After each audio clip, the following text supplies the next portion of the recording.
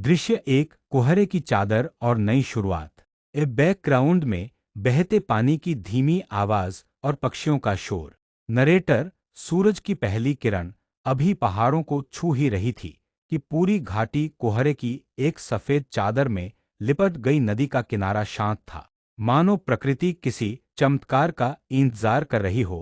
इसी धुंध के बीच तीन साए उभरते हैं, राजू, साजू और कालू। वे किसी साधारण यात्रा पर नहीं, बल्कि अपने भीतर की शांति की खोज में निकले थे। राजू, देखो, यह कोहरा जैसे पुरानी यादों को ढक रहा है। आज एक बिल्कुल नया सफर शुरू हो रहा है।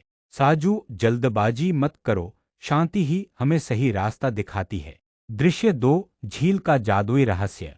इस संगीत अब थोड़ा रहस्यमयी और मधुर हो जाता है। नरेटर, जंगल के बीचों बीच वे एक ऐसी झील के पास पहुंचे जिसका पानी किसी शांत आईने जैसा था।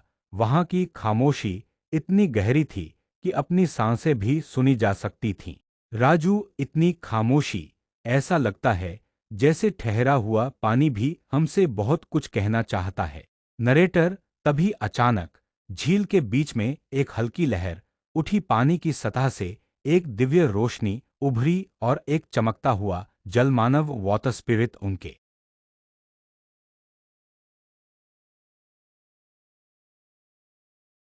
सामने प्रकट हुआ है।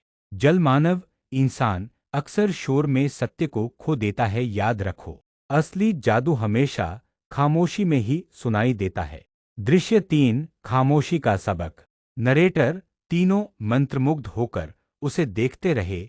उन्हें समझ आ गया कि दुनिया की हर खूबसूरत चीज को पाना जरूरी नहीं, बस उसे महसूस करना ही काफी है।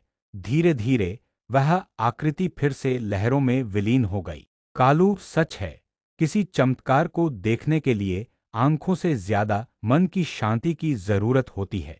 दृश्य चार, पहाड़ों की चढ़ाई।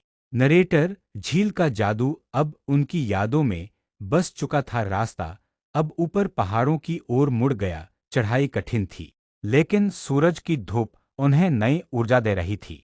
साजू, थकना मत दोस्तों, जब हम एक साथ होते हैं तो मुश्किल रास्ता भी आसान लगने लगता है। राजू, बिल्कुल सही, चढ़ते हुए रुकना भी जरूरी है। ठहराव से ही हमें जीवन में स्पष्टता मिलती है। दृश्य पांच, शिखर पर आजादी। नरेटर, अंत में वे पहाड़ की सबसे ऊंची चोटी पर जा पहुंचे। सामने का नजारा देख उनकी सारी थकान मिट गई। नीचे हरा जंगल और ऊपर अनंत नीला आसमान। साजू, इस ऊंचाई पर आकर पता चलता है कि आजादी का एहसास नीला